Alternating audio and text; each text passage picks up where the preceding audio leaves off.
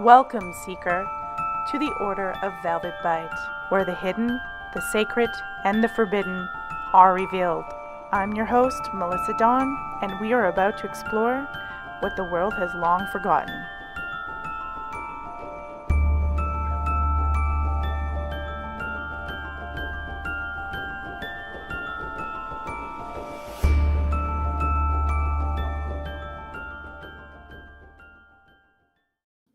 Here we are again on a Thursday night. It is the Order of Velvet Bite, Night and Bite.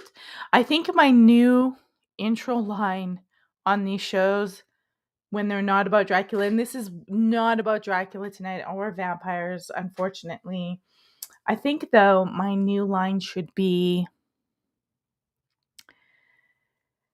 everything's not demons, everything's MK Ultra.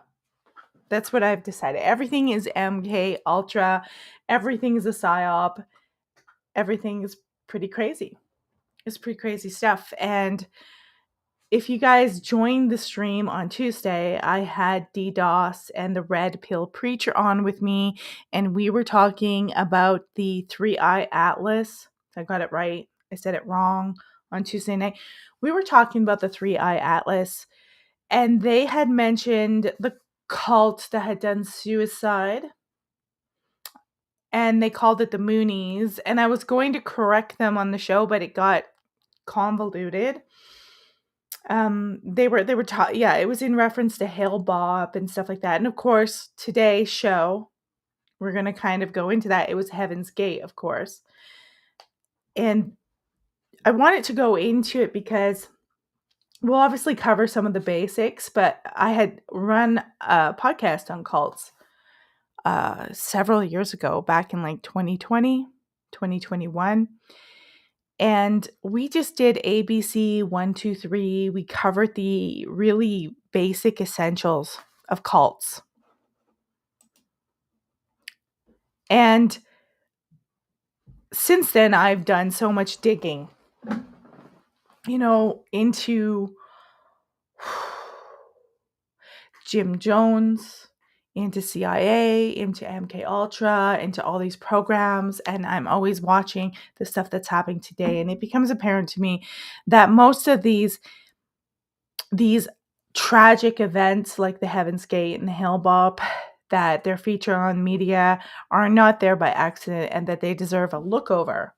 And since 3-1 Atlas is kind of popular, it's a comet, interstellar, the third interstellar comet happening. And I'm not kind of the reason I don't get in, and me and my husband might see different on this, the reason I don't really get into disclosure is because I believe it's all propaganda and they're just stringing people along. And a lot of this stuff is the government doing some crazy operatives. But I also think that these cults, Jim Jones, some of these serial killers are all part of that umbrella of MK Ultra.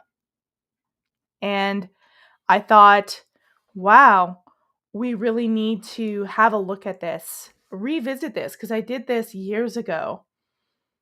And it was just basic, like, oh, they wore Nikes and they had the suits on and they did mass suicide.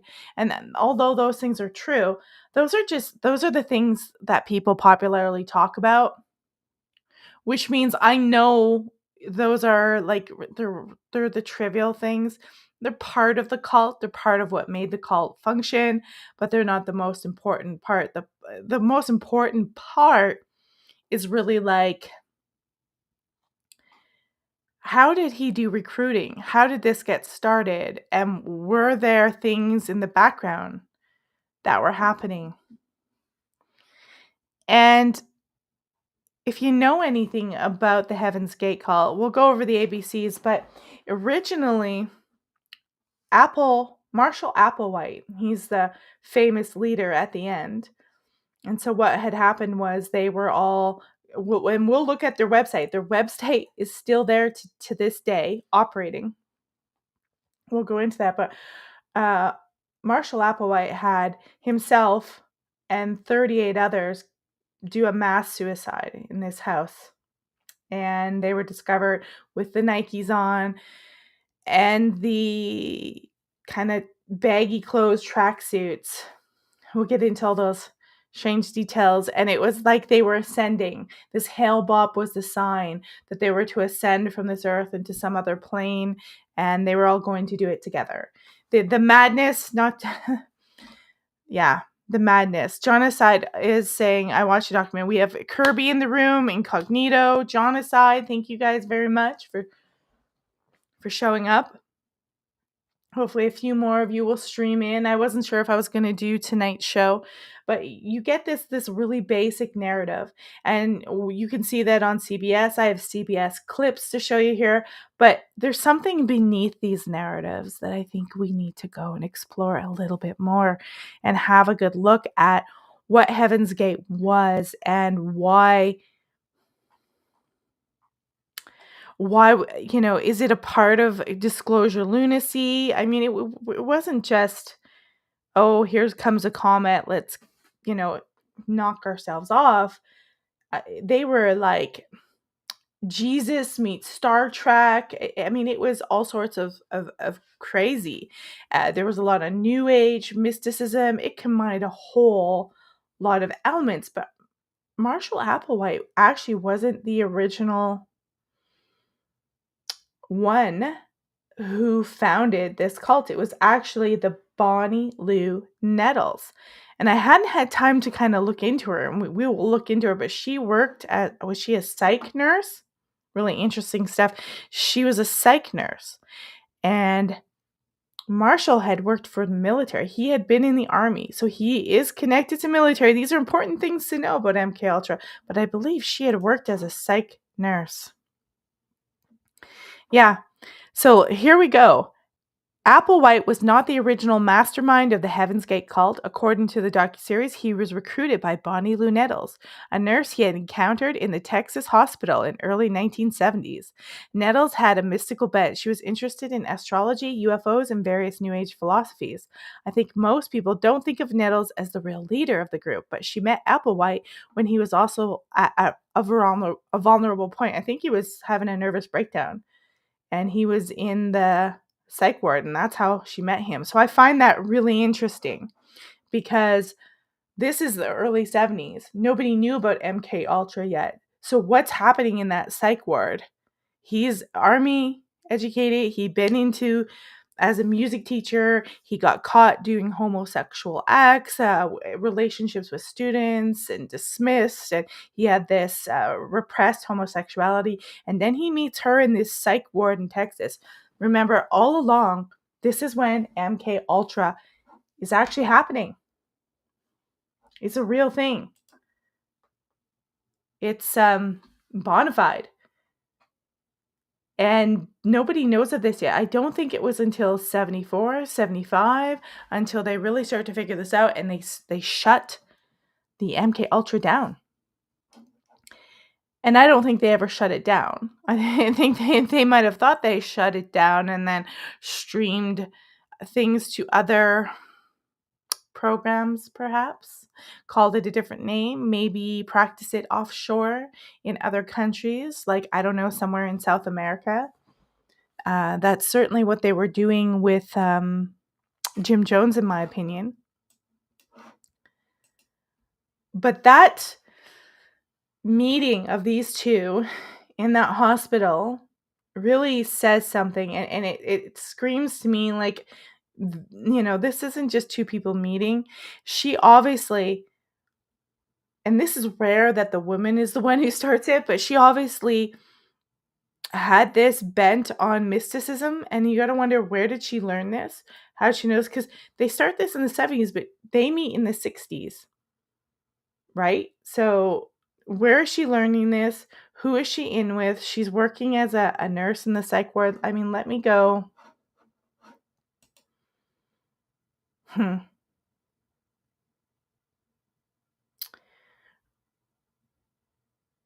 Yeah, just one second. I hate to use Wikipedia, but I know Wikipedia will give us a basic timeline, and then we can kind of pick through their layers. Bonnie Nettles. Right. So she was they were they had the most strange names for each other. Do and T, which was a reference to musical notes because he was a musical teacher, Do being the first note, T being the last note. She was a registered nurse, of course. She was from Houston, Texas, died in Dallas, Texas. She had already been married to Joseph Sigel Nettles. She divorced him in 73. And she had met him, Marshall, in 1972, then a year later divorced her husband. So she was still married. Applewhite claimed to have been visiting a hospitalized friend when Mrs. Nettle entered the room, and their eyes locked in a shared recognition of esoteric secrets. I call bullshit on that.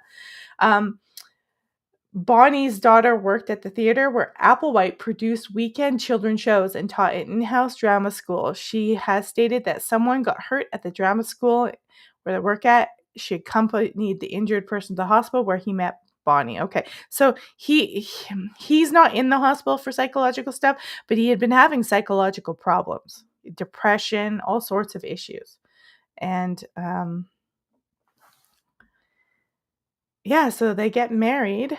It doesn't say too much of her background, which I find interesting that she was into this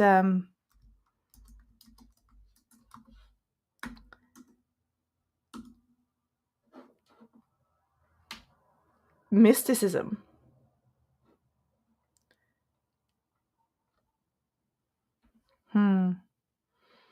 We've got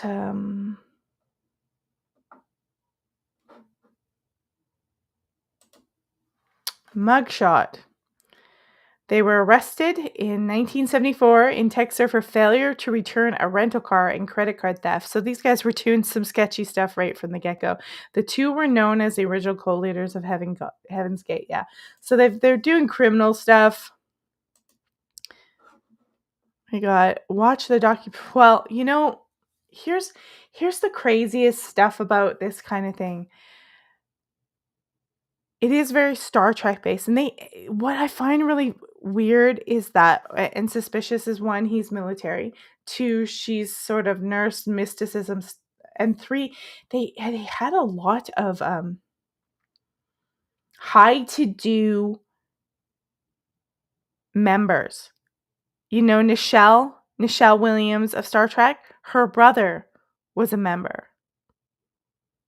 They had wealthy members. And one of the routes in which Marshall Applewhite and Bonnie Nettles would actually recruit people is they would run sort of talks and speeches and webinars all throughout universities. And you can kind of see this, what you see now, where like TPUSA and all these other organizations, I'm not saying they're a death cult, but there's some crazy stuff going on with them and these faith religions that are, embezzling money. But you see this happening on a grand scale today, and they were doing it. They were originally starting it. I mean, even the Warrens went to universities and lectured and all sorts of stuff like that. But this is where they get their start. Really, they start having public meetups, and they were doing it on college campuses and university campuses in various towns. And so that was their way of getting a core group of followers. And of course, right away, they would tell them to abandon their families, banding possessions, and join the two in a kind of communal lifestyle. And I mean, that should be suspicious when someone's telling you that you need to join their communal lifestyle. We can talk about homesteading, we can talk about growing our gardens, but we don't need to abandon all of our attachments to family in order to start a communal thing together. When somebody is requesting that, you should be wary. But one of the things that a lot of these cults will do is they present something thrilling, new, and novelty, right? They present a novelty of new information. I mean, Jesus and Star Trek, alluring. And then, I mean, you can find the signs anywhere. And right, Jonas, I said most cults seem to recruit wealthy people because just even if you have money doesn't mean you're happy. Well, here's the thing about cults, there's no dynamic in which they can't affect. And all cults need to have money people. That's partially how they fund. Look at all these groups with their massive mega donors. You have to have the money pushers. Brother 12 had his big money people that were pumping into it and involved in politics. And I wouldn't be surprised if Marshall Applewhite was doing the same thing, but you have to have your big rollers. And nothing protects you from a cult, because I would say the wealthier just as much, what's the word, susceptible to it, if not more, because they have everything apparently that money can buy, but they always, want to achieve more. And yeah, if you're just because you're wealthy doesn't mean you're happy.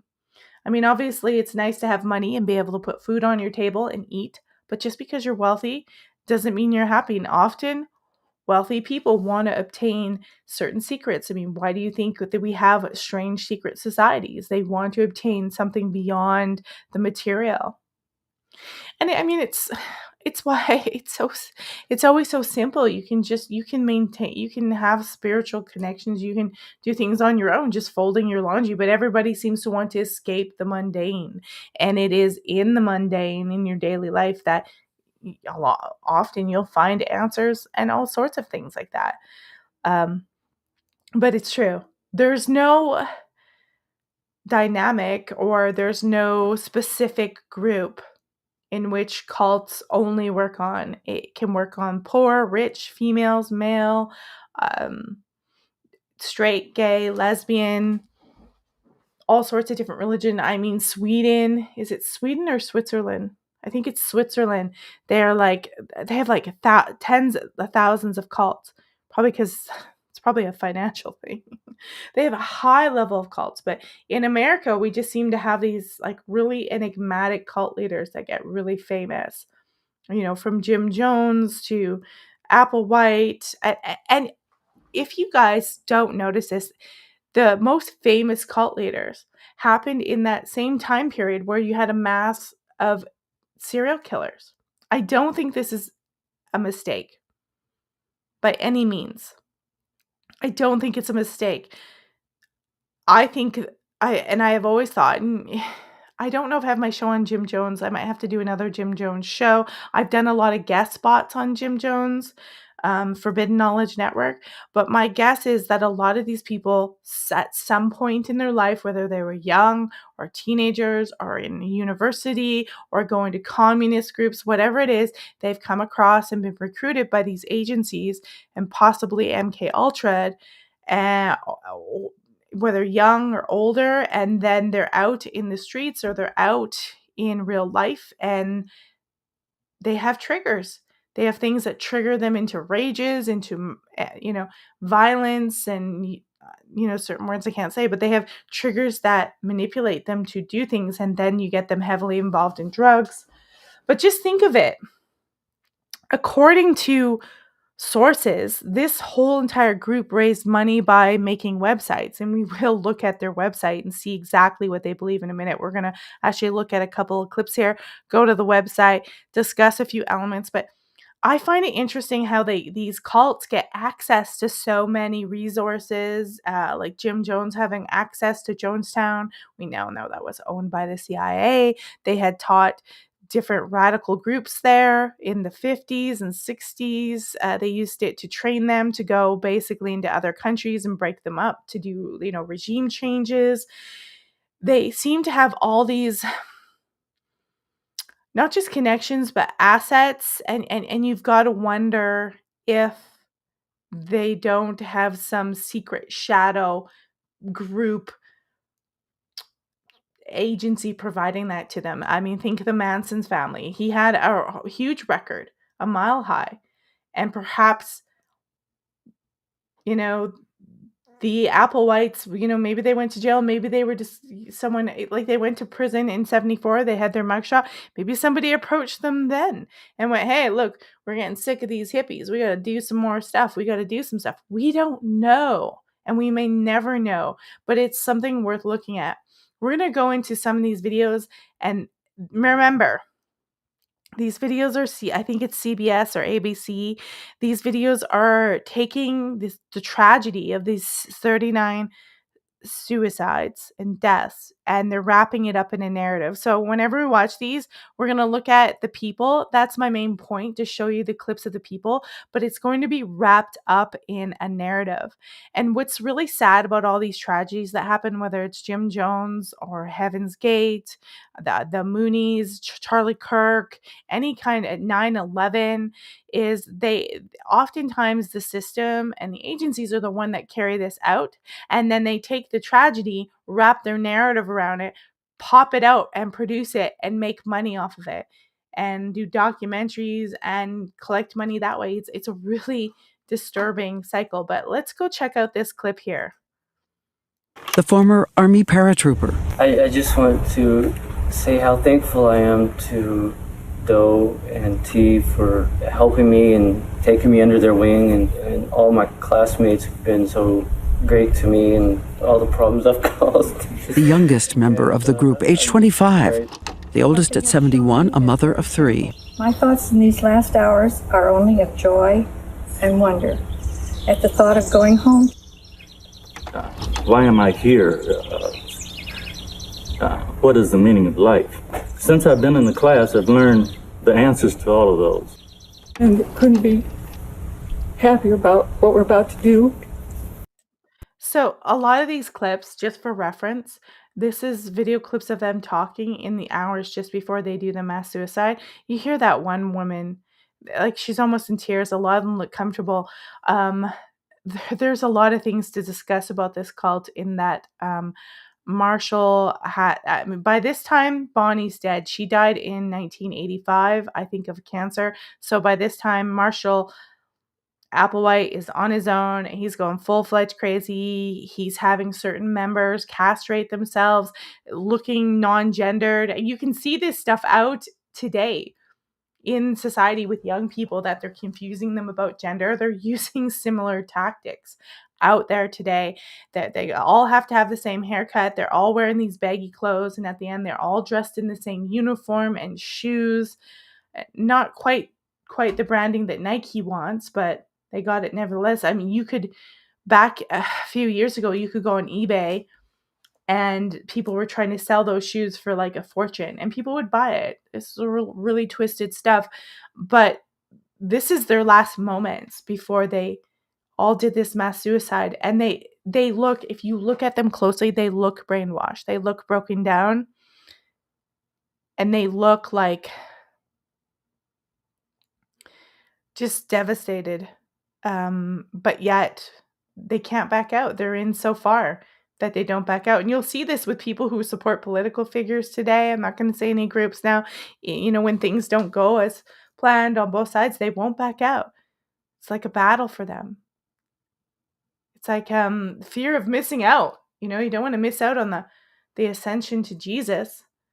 And mystical thinking and manipulation tactics. And it will be interesting, where we will watch a clip I have here of how he did that. And you've got to wonder how he learned to do that. They have to be, you know, it takes someone really qualified and really good to manipulate, you know, this amount of people for this long. And you've got to wonder who was showing them, where they got their training, how they understood to do this. But there's something you should know as these people praise Doe and thank him for showing them the way. On the other side of the camera, Doe, there, listening. Happiest day of my life. Once you've said something in front of somebody else, you're far less likely to renege on that, right? Do you stand up and say, oh, guess what, I changed my mind, and run out of the yard? No, and here's the thing about cults. At this point, the ones who are in this core group are the weakest ones. Our whole system is like that. They're going to be the weakest one. He would have whittled out the stronger ones long before. Jim Jones did exactly that, because none of these people will move. they're going to be like an animal in the cage that won't leave the cage. They're not going to make that motion. They will make sure, and they will take as much time as they need to break them down. They'll control the diet. They control their hair. Everyone has to do the same thing. They've probably love bombed them to begin with, but at this point, they're going to be so. Some of them look malnourished even. So they're working, they apparently made money working and making websites. Remember, this is back in 97. The website I'm going to show you is not the websites today. You know, it's a crude websites and not very many people were doing it. So, but it's interesting that they knew how to make websites. That's another strange thing. You know, 97, not too many people were out there making websites. So you got to wonder where they're learning this, and were they recruiting techie people? You know, were they going to vulnerable techie people that liked Star Trek? You know, it's really bizarre. Let's keep watching this. Do that.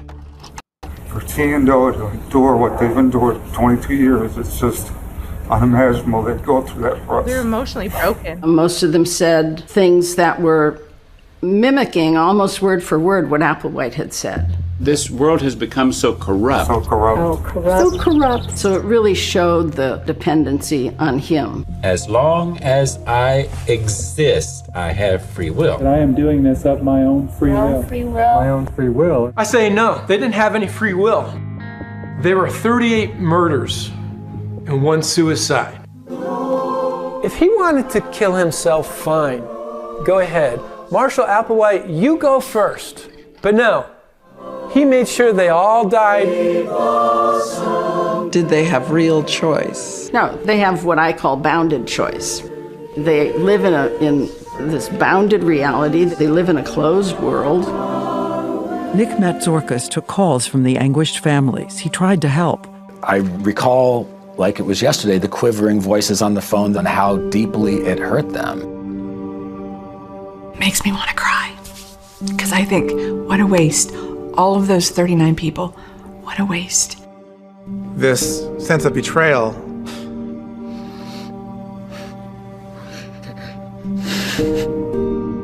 It's devastating to this very day. I just wish that she could have found some. Yeah, Jonna says, oh no, I liked Star Trek. Yeah, well, I don't know if you caught it when I said that. And Nichelle Williams, who played Lieutenant Uhuru on Star Trek, her brother was one of these members, I believe, that killed himself. So he was able to recruit him. For him. Thank you. Everyone who was there is gone. Thank you.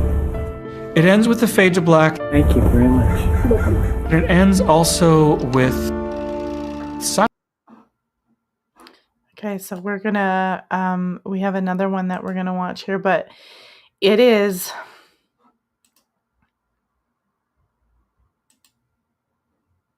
inside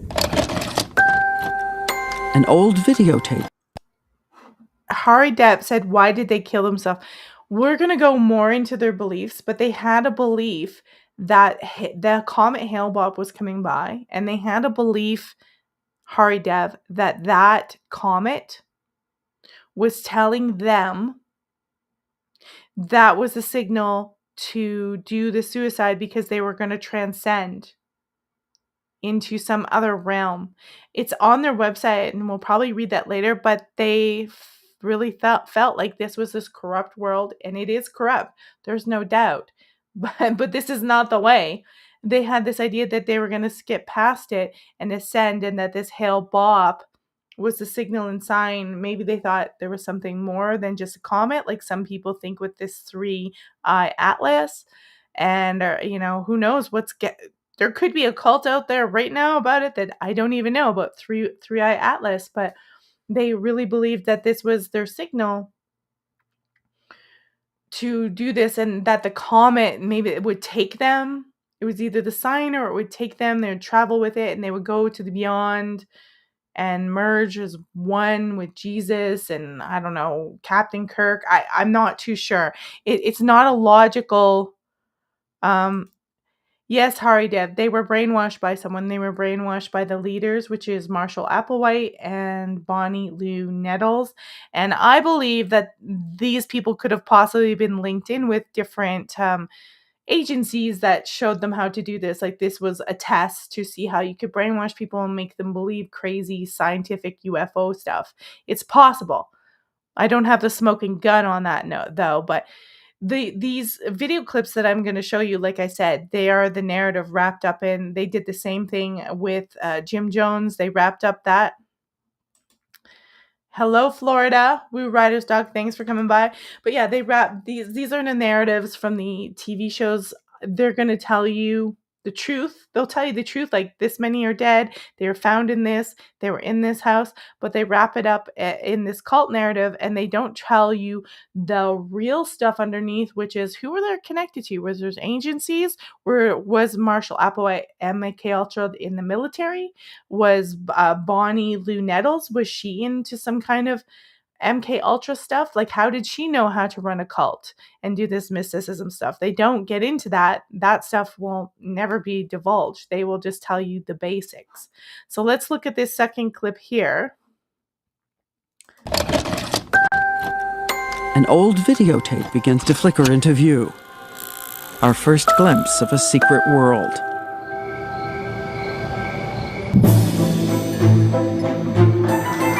It is Christmas, and we see a kind of family bustling with activity.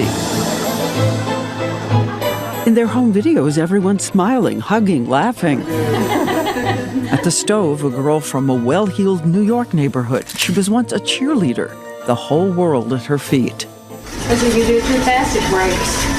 It's really a pain. A young man born into a prominent Connecticut family, his future filled with opportunity and wealth.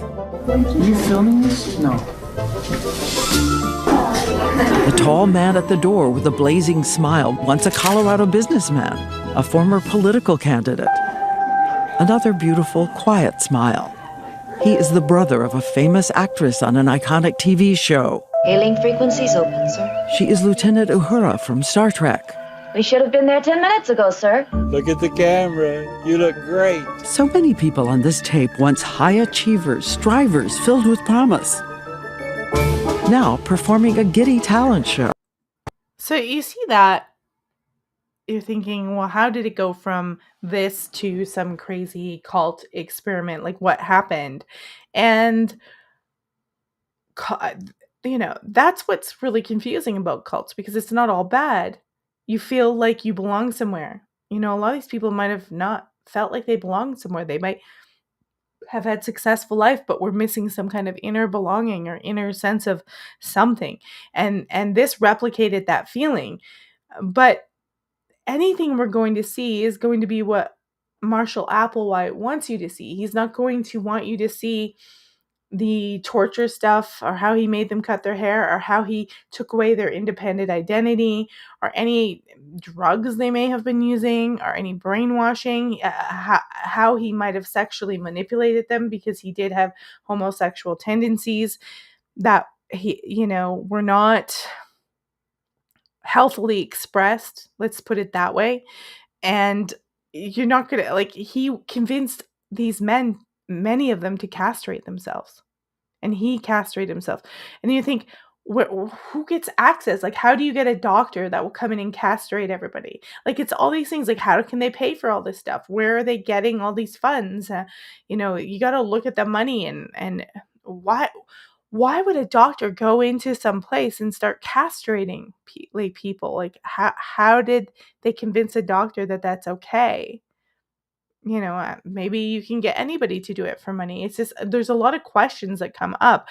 And these videos are just going to show a happy thing, that they all went to the beyond with Hale Bopp Comet to see Jesus. And of course, there's going to be darker stuff that we may never, ever know.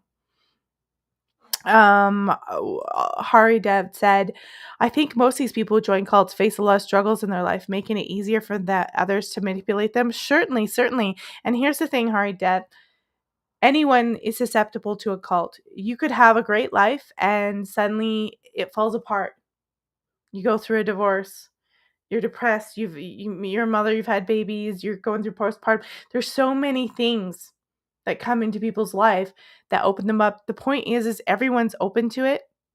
Politics is a cult. Young people in university for the first time are susceptible.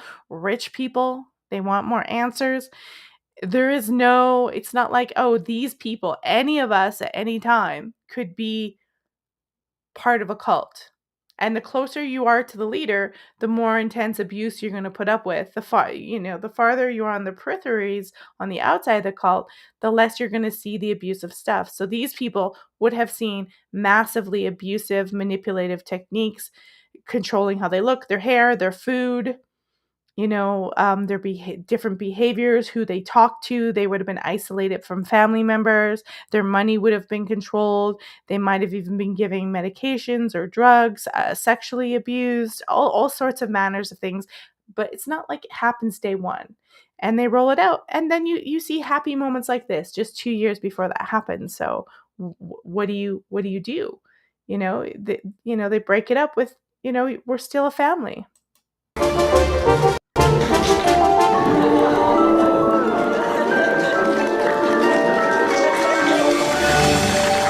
That's a valedictorian who was once a presidential scholar. So take a closer look at the revelers. Do you notice anything about them? Their haircuts, exactly alike. Baggy clothes, no gender. And with every move, they fix their adoring gaze on one man in the room. I find the no gender thing really disturbing, because that ultimately, you see that out there today where people are trying to confuse people with gender. And that is really how communism takes away your individual identity. It starts messing first with your basis of identity, is how this gender you're born with. So I find this interesting. And this could have been an early experiment with that. Just saying. Because the CIA was definitely experimenting with homosexuality and gender identity. They have tons of documentation on homosexuality and how you can make someone be homosexual by abuse, by problems in the family, and all sorts of social structures. They have it on that. They know about body dysmorphia, all that stuff. They lie and tell you, oh, you're born that way. They lie about it a lot, but they have done tons of research on it and they know how to do it. And they've been doing it on us quite successfully. Doe. Marshall Herb Applewhite, Doe, is basically their god. Who is this man called Doe? And what is the source of his power over highly accomplished people from all over the country? Ohio, Missouri, Minnesota. Listen, he's directing the scene. Look at the camera. Where's your normals? There. Good. For more than 20 years, how has he convinced these followers he can lead them through the gates of heaven? He promises they'll be carried to the next level of existence in a UFO. Does he believe what he's saying? As he asks them to record video farewells to Earth, death just hours away. Tapes that raise so many questions about the narrow divide between choice and coercion, faith and delusion. Tinkerbell warns Peter Pan that every time someone stops believing in little people like her, a little person dies. People in the world who thought that I had completely lost my marbles. They're not right. These people who are laughing 24 or 48 hours later ingest poisonous barbiturates and kill themselves. And there's the other question. They're getting access to drugs, poison, the same questions I had with Jim Jones. He had stacks of supplies of medicines. You don't just get that from nowhere.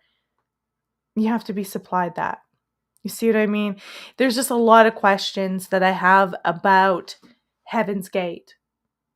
And today, like, I don't know, in the audience, there's not a lot of you here tonight, unfortunately, but if you have some idea, like, give a example of drug use. I mean, MK Ultra is infamous for it. Using drug use to manipulate people. It is so utterly disturbing. And I think these cults, just like serial killers, and maybe even mass shooters today, were experiments early on. And the only real link I can find is that he was educated. He was in the military. Drug use has become a big problem recently, not just recently. It's there's a documentary out there. The CIA was running drugs through America for decades. They say it was to outdo the cartels, or their reasoning doesn't make sense, because all it did was put more drugs on the street and destroy our countries. And they're doing the same thing with fentanyl today. You can bet if there's fentanyl coming in, it's the Canadian government, it's American government, they're bringing it in. They're just telling the people at the docks, never mind, don't look at that. Only check 1% of stuff, so they don't check it. So drugs it doesn't just show up. They could stop it, but they're bringing it in. The governments bring this stuff in on purpose. And it's also a part of demoralizing society. But if you looked at that video that we have of them, it's not just that they all look the same. From South America. Oh yeah, South America. Now, fentanyl is being bought in through China into Canada. Justin Trudeau is making tons of money off of it. Justin Trudeau was literally a drug dealer. 100%. You can go look this stuff up. Don't deny it, but there was lots of Canadian, little known Canadian journalists covering this. It's a thing.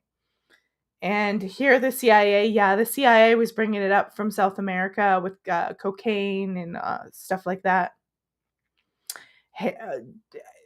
Afghanistan, one of the reasons they wanted access to Afghanistan was for heroin, poppy seed fields, morphine, stuff like that. It's really disturbing when you get into it. And then we got Big Pharma. I'm sure early MK Ultra experiments helped Big Pharma figure out certain things and dosages and medications that they were going to dose us all. It's all about control. Control. Don't be depressed because something bad happened to you. Just take this pill. Now, with Heaven Gates, we're going to pop back here because this whole wonderful site is the original Heaven's Gate site.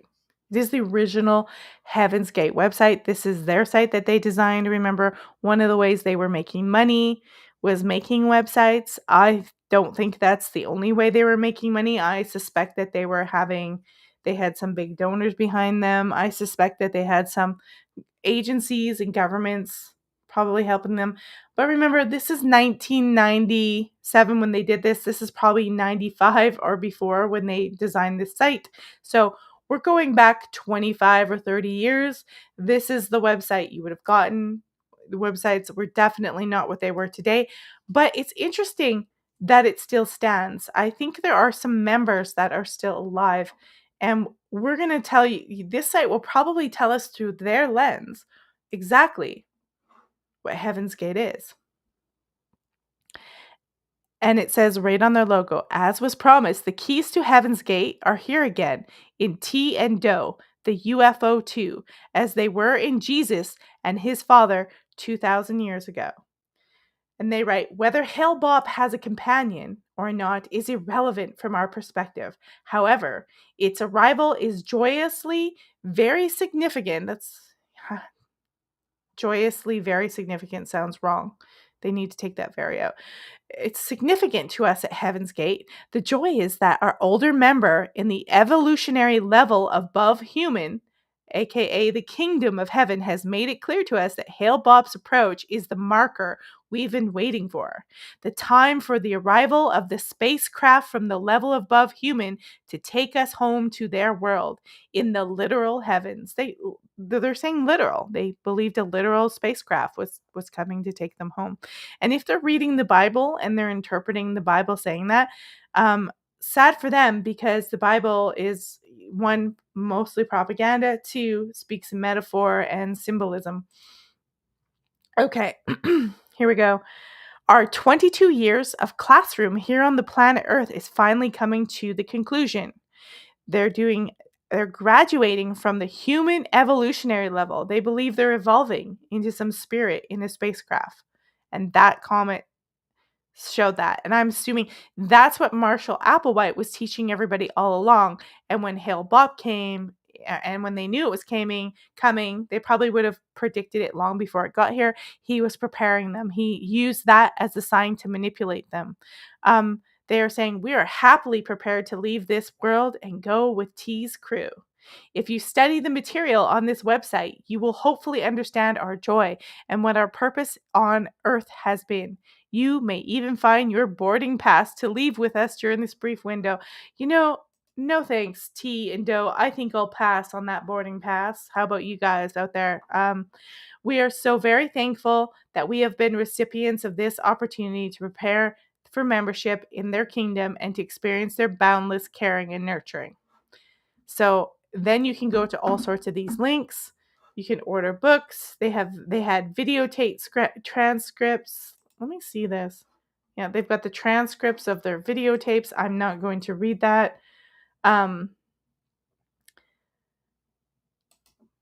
Press release, Rancho Santa Fe, California. That's where the house they had was. They had either bought it or they were renting it. And that's where everyone died. So they're using scripture. So let's see what they say for scripture. Because they're using scripture, obviously, to manipulate people to think that this is coming. It's hard for me to understand that people could do this. But if you've isolated everybody who they're not mentally well at first, and you've isolated them from all outside life and different voices and perspectives, it's a little bit easier to believe how someone can be manipulated by biblical scriptures. All you have to do is look at severe Mormonism, and you can see that from childhood on they're manipulated, and they don't think anything different. So here's a scripture that's relevant to Heaven's Gate. Therefore doth my Father love me, because I laid down my life, that I might take it again. No man taketh it from me, but I lay it down to myself. I have power to lay it down, and I have power to take it again. The commandment have I received of my Father. I think you can see how they would use that. I don't think these people laid down their lives. I think their lives were taken from them, and they were brainwashed to believe they were laying down their lives. I'm pretty sure biblically God does not want people to take their life. The life is a gift, and it just shows how they're twisting biblical scripture. So the second one is, he that believeth on me, the works that I do shall he do also. And then there is, and except that the Lord shorten those days, none shall be saved. For the elect's sake, for who he has chosen, he hath shortened the days. Like, this Applewood guy is choosing all these quotes to manipulate these people, to make them think that they're supposed to die. Their days here are short. They're special people. They're going to go up in this. Of course, it doesn't actually ever say, hey, we're sending a spaceship with this Hale Bopp on this day at this time, da-da-da. It doesn't say that.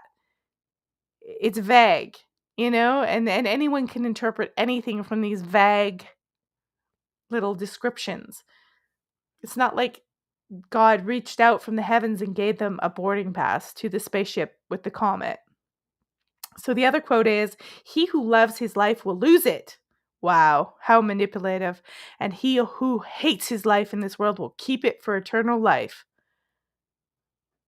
John 12:25. Wow. I think what that's saying is he who hates his life will keep that hateful life forever. And I think I can see how they would use that to manipulate people. And then they say, blessed are the dead who die in the Lord. This is on their website. I'm not manipulating this whatsoever. This is what they're saying. And you can see how they could use these scriptures to manipulate. It's why all cult members have to be weak and non-questioning at the end. Questioning ones will be weeded out, kicked out, smear campaigned, all sorts of stuff by the leader.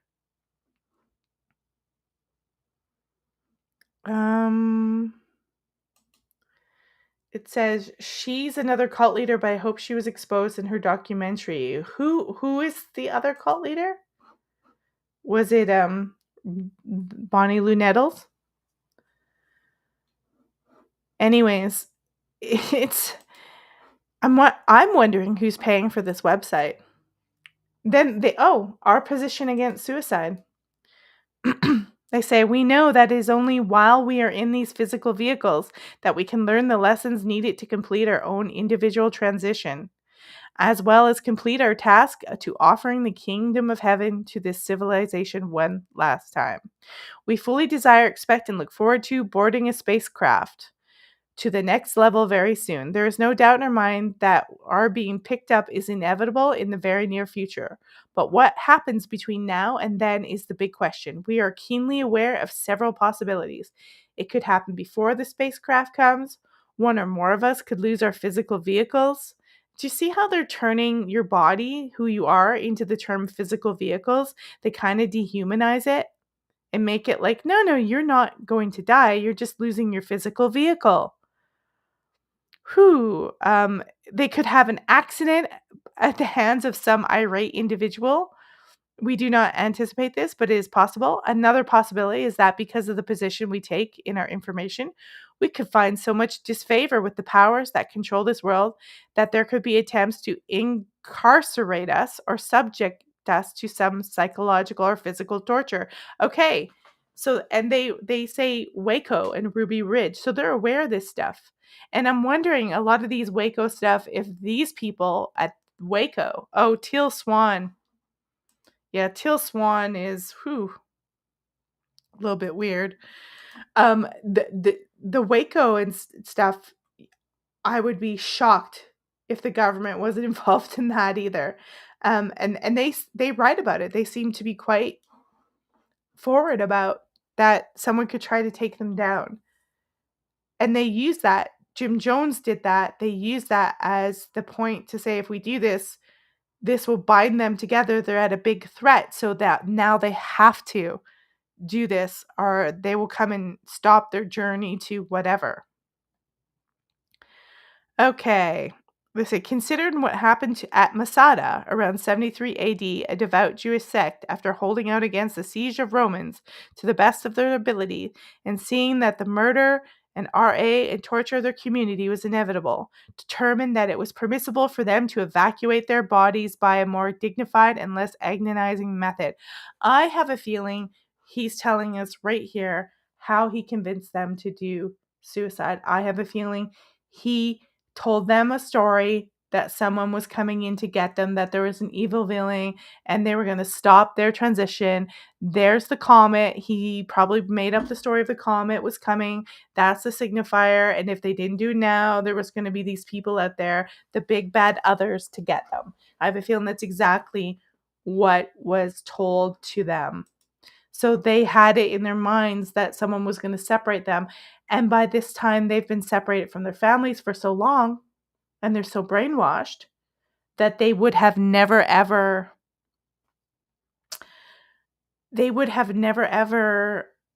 wanted to leave and go back to the normal life because their minds were too manipulated. And remember, brainwashing is permanent brain damage. It has permanent damage to the brain. So then they go on to say, the true meaning of suicide is to turn against the next level when it is being offered. So he just reframed. He said, what we're doing isn't suicide. What we're doing is going to the next level. The true meaning of suicide would be to turn against going to the next level and leaving your body and staying here. Do you see how he just manipulated that and manipulates the language and says that's staying here and not doing this with us is suicide, because you don't get to go in the vehicle to the Jesus world. He just reframes everything and tells them that's what suicide. He reframes the meaning of the word suicide. says, in these last days, we are focused on two primary tasks of making a last attempt at telling the truth about how the next level may be entered, and taking advantage of the rare opportunity we have each day to work individually on our personal overcoming and change in preparation for entering the King of Heaven. That was really disturbing. That was really disturbing. So he is manipulating the meanings of words. He's telling them no, suicide doesn't mean this, it means this, so that when they're actually doing the act of not living, it's considered, here's this magic potion, we're going beyond, rather than what it is, which is mass suicide, to stay, not to go with a group. That is the blasphemy. That's the sin that God will be mad about. Absolutely disturbing. So we're actually going to go in and hear what a former cult member talks about and how it was that survived it, that's still alive. We're going to go look at this Inside Edition clip. For the first time, about her harrowing life inside the notorious Heaven's Gate cult, led by wacko Marshall Applewhite. You have to trust me. You have to believe me. Jana Gibbons was a vulnerable 16-year-old when she moved into the mansion. She lived there for 5 years. Now she's talking to ABC's Diane Sawyer. My guess is... So we're going to pause it here because you have to be like, how did they afford this mansion? It wasn't from designing websites, okay? It'd be interesting if I ever do a follow-up to know whose mansion was this? How did they get this house in California? How did they keep the funding for everybody to have everything? What was Marshall Applewhite's connections? And this location, was it a well-known location for any kind of agencies? Did they have any agencies visit them? Today, we would probably be able to crack this and find this out. But back in 97 and before that, people just had camcorders that most people didn't even know what the internet was. So keep that in mind. But there's some suspicious stuff here already. 3/4 of the people never set foot out the door, and I was one of them. Ever. Right. And there probably wasn't even any open windows. It was like a little spaceship.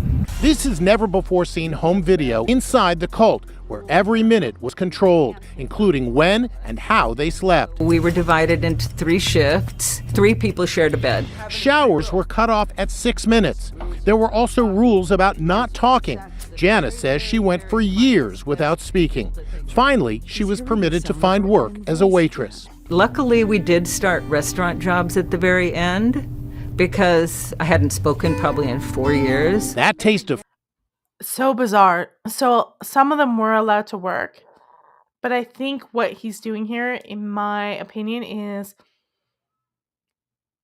after years of not talking and doing all these strange behaviors, and if he thinks he has ultimate control, that's when he lets them go out and work, because they're just not going to talk. Their brain has been manipulated to such a point.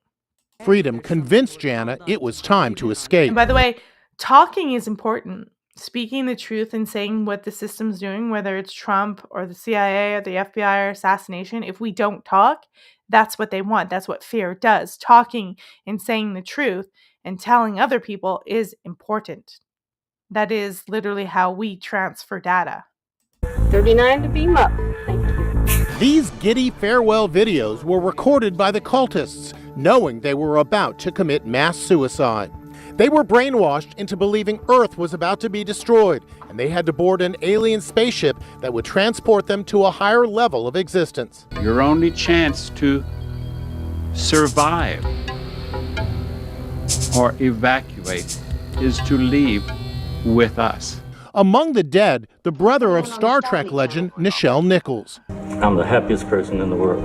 As for Jana Gibbons, she says she's lucky she survived Heaven's Gate. You have to decide, what am I going to believe, what am I not going to believe? I made the decision to leave. You have to trust me. You have to believe me. So that video right there of Marshall Applewhite, I think it's like a really long one where he talks and talks and talks on. This is another thing that cult leaders will do. You have to be quiet but they'll often fill the time with them talking and preaching. It's like, this is why churches always have handlers or people, even the Mormon church, they have people follow you. They have people control what you think, and they'll always have literature around and other Mormon people around. They'll have songs. They have all this stuff. It's to keep that noise in your head about how they want you to think. And so he would probably talk a lot, day in, day out. The entire special, The Cult Next Door, The Mystery and Madness of Heaven's Gate, airs tonight on 2020 at 9 p.m. Eastern. Okay. That was another clip from that same documentary that I showed before, but really strange behaviors and controlling every element of life, typical of cults, typical of abusive relationships as well. So obviously some of them were working, but I still think it would be interesting to have been able to see their finances and see the house. I'm actually going to Google it and see.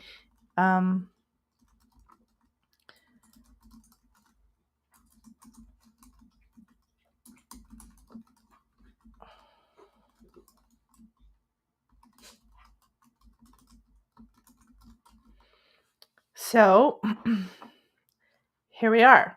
Marshall Applewhite did not own that mansion in Rancho Santa Fe, California. It was a rented property. It was a 9,200 square foot mansion, which the group called the Monastery. It was leased by cult members who paid $7,000 monthly rent in cash. After the tragedy, the property was sold in 1999 to a local developer at a bargain price of $668,000. The mansion was eventually demolished and the street name was changed. So who owned it?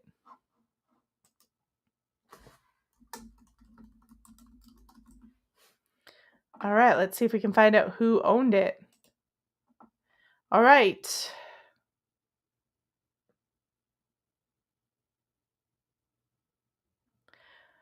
It was owned by a local businessman named Sam Kuchafahani. Kuchafahani was facing legal troubles and eventually went to prison for conspiracy and tax evasion. After the suicides, the property was taken over by foreclosure. Let's have a look at and see what we can find about Sam. Oh, wow. Listen to this one. So, in 1999,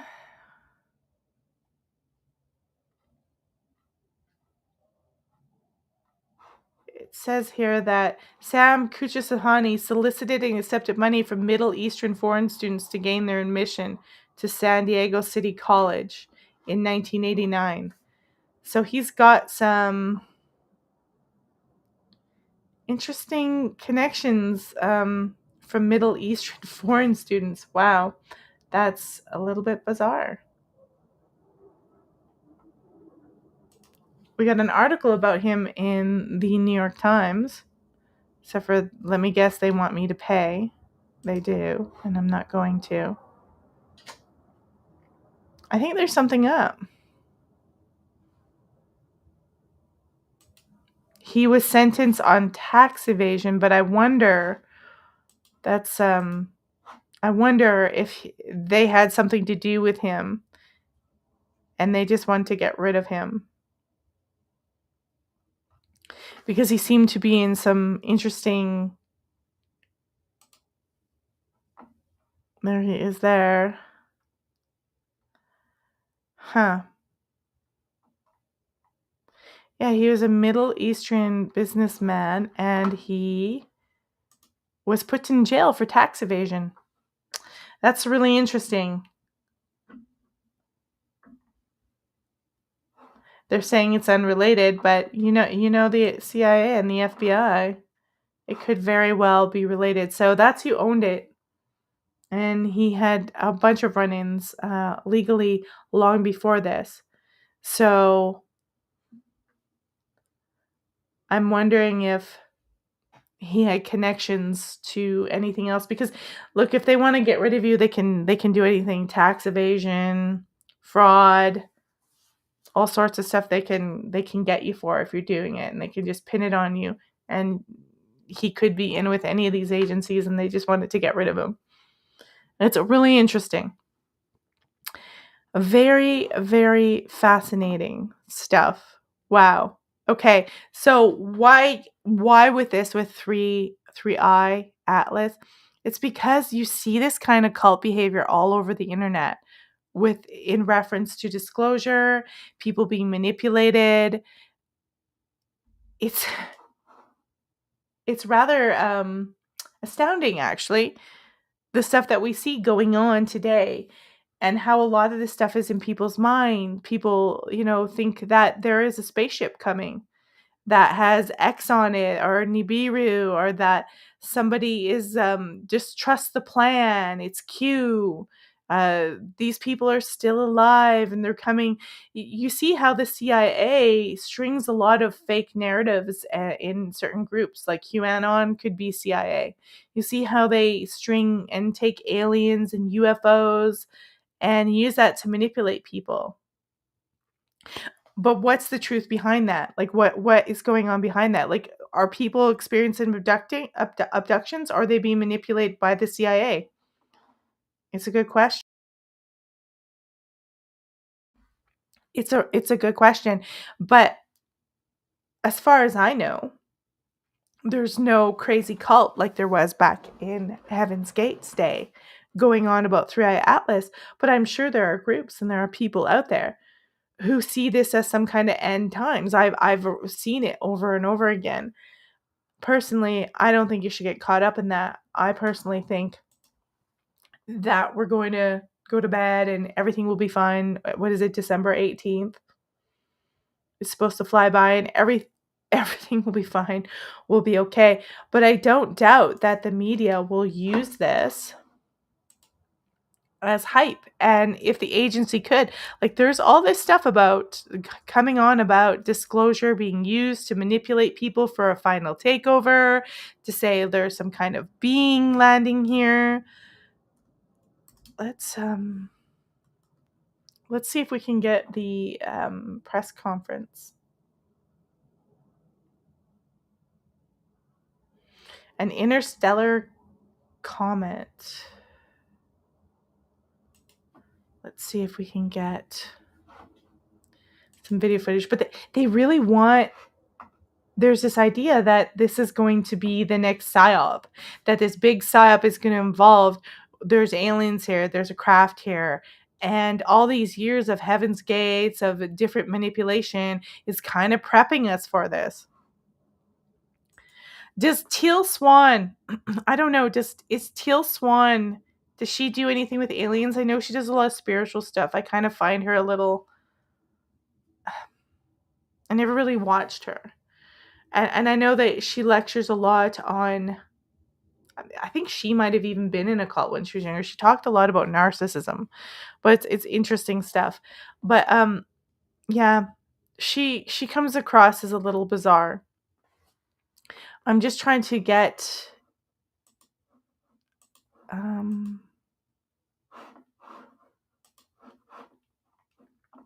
the press conference from them.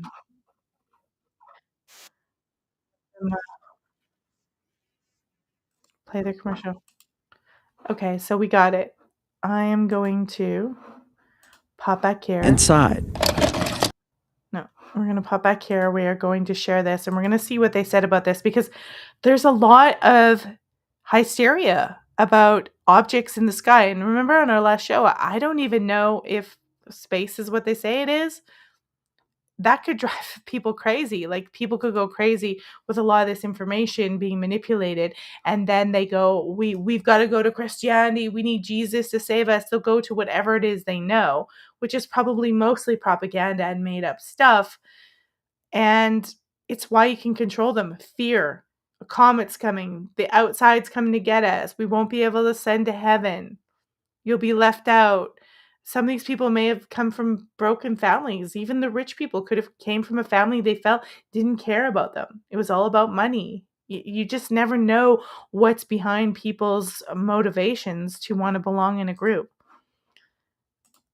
Let's check out what NASA said here on their 3-eye atlas. Using the data from Lucy, Psyche, and Earth-based telescopes, scientists are hoping to better understand both the three-dimensional structure of the comet and the nature of the dust.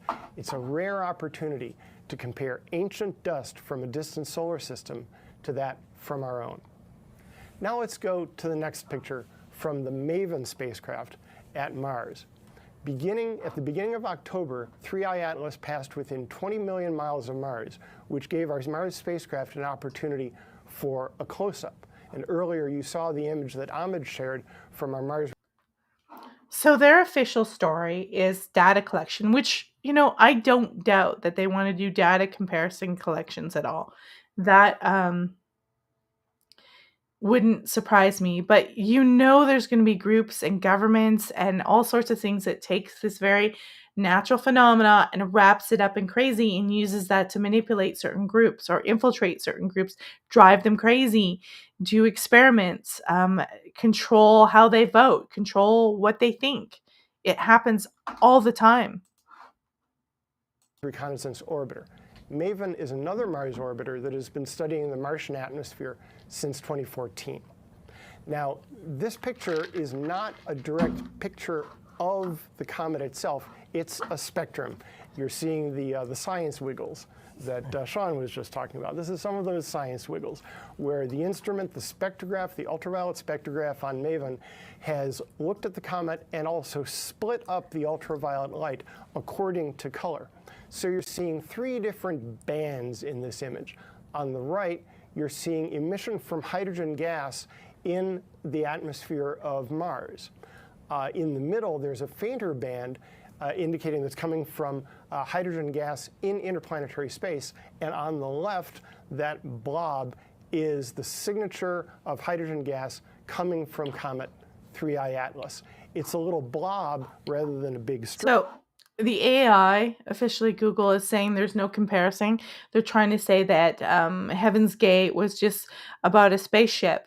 But it wasn't just about a spaceship. They used the Hale-Bopp comet to signify that the spaceship was coming. So I don't know where Google gets their information. They're saying there's no cults out there. Look, there's no cults that we know of. Right?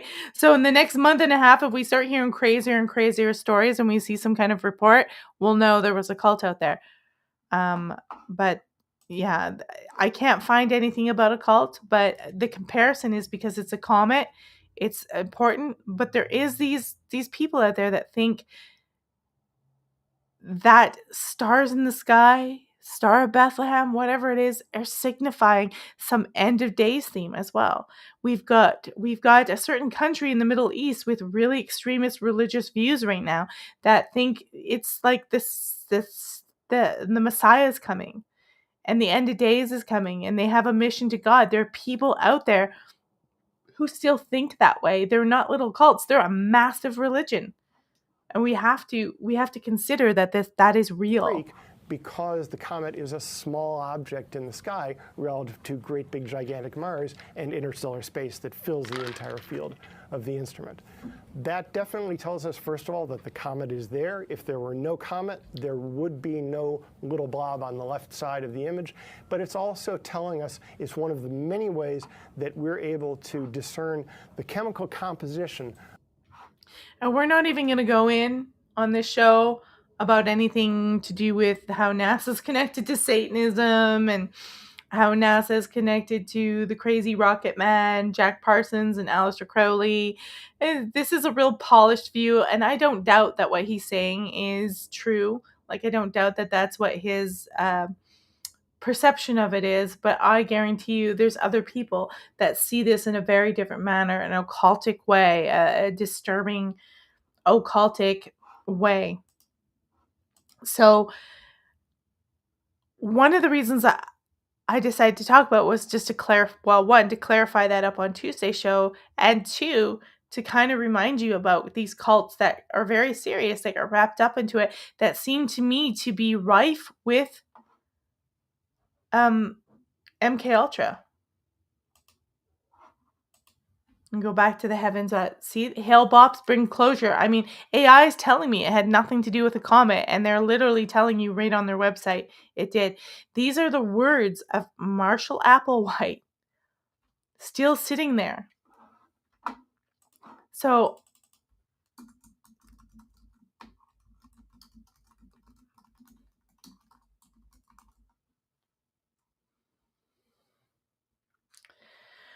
all right. Yeah.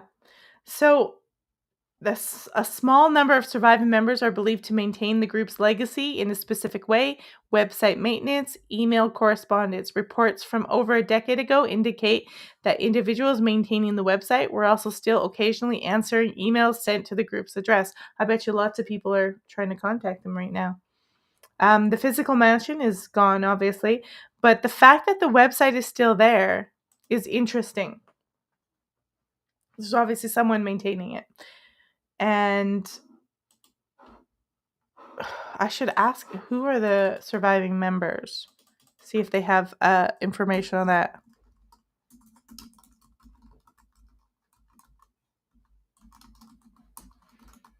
Members of Heaven's Gate.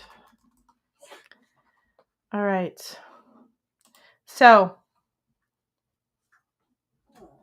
Rio D'Angelo, or Richard Ford, Jana Gibbons, and 2 other former members who are anonymous. So, like 4 people.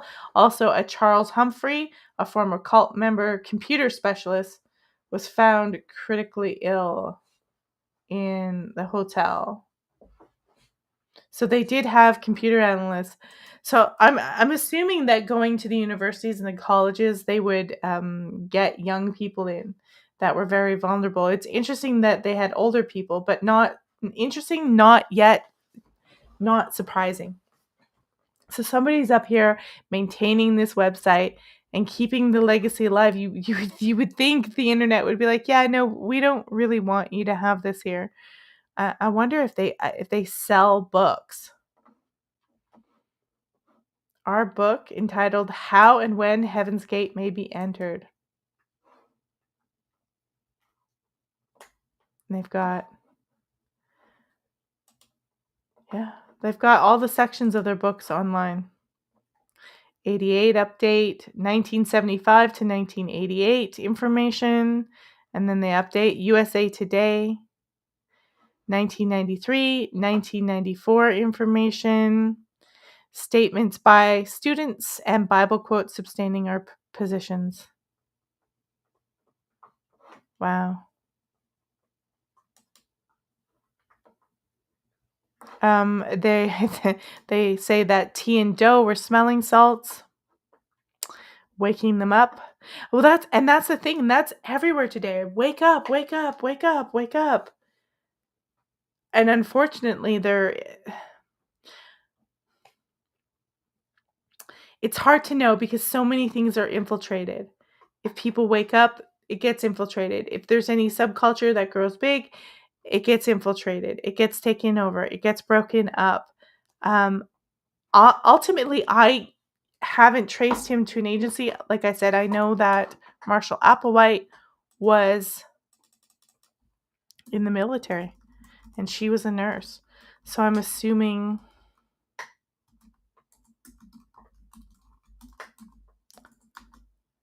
he could have been MK Ultra'd in that military.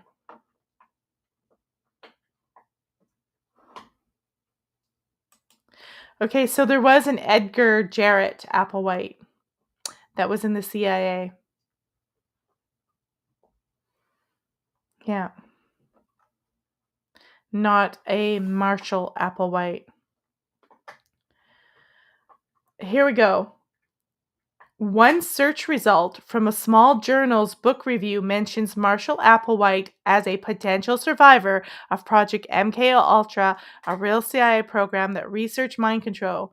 The claim has not been substantiated by mainstream sources. Okay, no offense, but mainstream sources would probably not substantiate that since it's MK Ultra. They would be told to stick to the official narrative.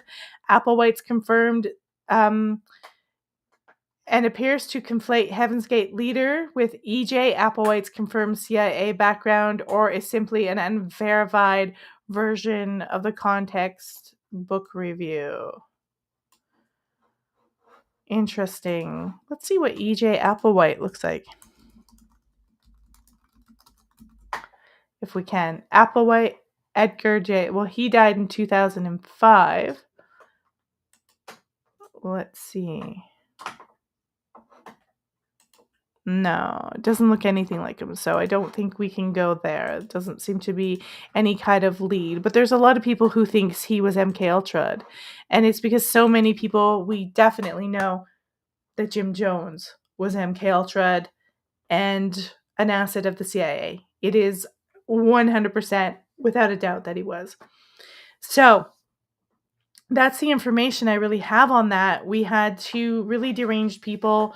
I briefly talked about his sexuality, he and his stint as a music teacher, and that kind of comes into all of the elements. And of course, I'm assuming he played Bible music and did all sorts of crazy stuff.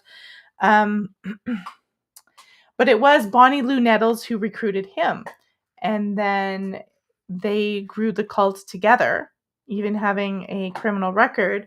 And it was after this 1974 stint that they went to jail. You also have to look at that's a possibility where they could have been given a deal, having access to anybody. Read the book Chaos, and you'll see that a lot of this stuff is connected.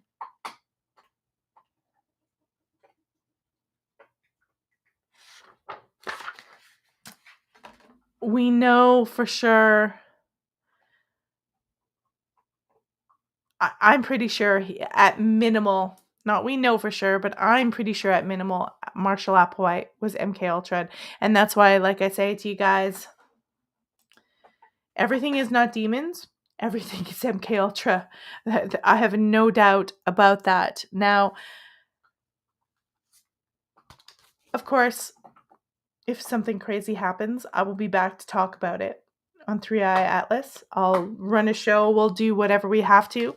But in the meantime, we just have to wait and see what happens. Of course, the FBI, the CIA, this whole system these days, they have their hooks everywhere. We don't know who they could manipulate. They're on Discord servers.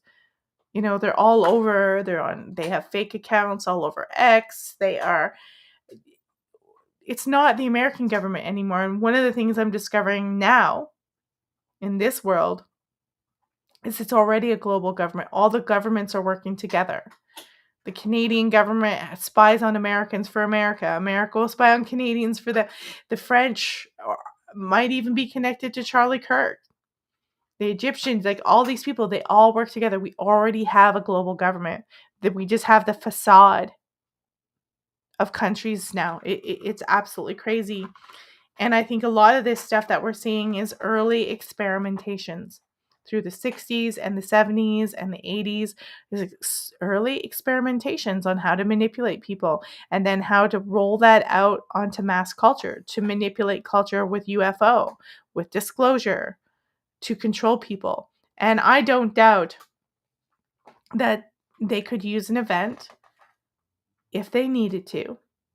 Because they're pretty sure that in the next year or so, things are going to get crazier, and the powers that be are going to double down on everything. They're not going to back up. They're going to double down, and you need to mentally prepare yourself that they are going to double down. And that comets, disclosure, weird cults like that those are things that they could use to control us. And if there's a mass amount of the population that's scared, look at War of the Worlds, the radio broadcast. They could redo that. That could have been a test to test how people will react. Don't put it beyond them to go totally crazy and combine the pandemic with nuclear war, with there's an alien. Don't be surprised at anything that they throw at you. At all. And there will be people who will be caught off guard the same way we were caught off guard for the pandemic. And I believe that these groups like Heaven's Gate were, like I said, early practicing to see how you could control people's thoughts about celestial bodies. And Marshall Applewhite is my guess. If he's in the military, there's a good chance he was MK Ultra, and he just carried this stuff out thinking he really was, along with his Bonnie Lou Nettles, his tea in the dough. That's their little nicknames that they had for each other, that they were really doing God's holy work. But like I said, someone had to have educated them on how to do this level of cult manipulation, because it's not something that one just does. I think you learn it. And I think these systems and with the army and in colleges and university, I think these CIA organizations train people into being psychopaths and cult leaders, like we see with Heaven's Gates, and hopefully we will not see with 3i Atlas. But that is my show for today. There is a super awesome show at 4 p.m. Eastern on Sunday with Gary Parsons. We are going to be talking about the Abbey of Thelema. Gary was there. And he's going to talk about his experience there and a little more Aleister Crowley. We're going a little occult. So that is Sunday. There will be no show next Tuesday.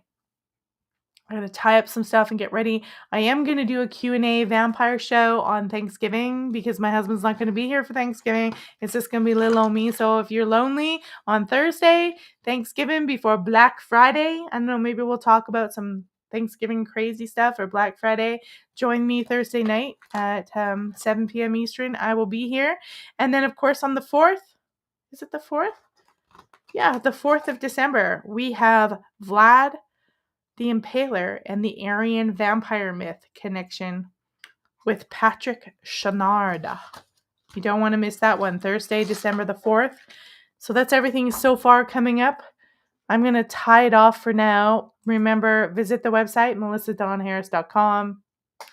Everything is Order of Velvet Bite. If you guys want to support us on Patreon, you can simply go to patreon.com/CW/Order of Velvet Bite, or just simply go to Substack. You can support us or subscribe for free there, melissadonharris.substack.com.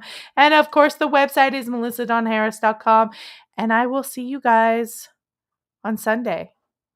Sunday, fun day. Remember, everything's MK Ultra.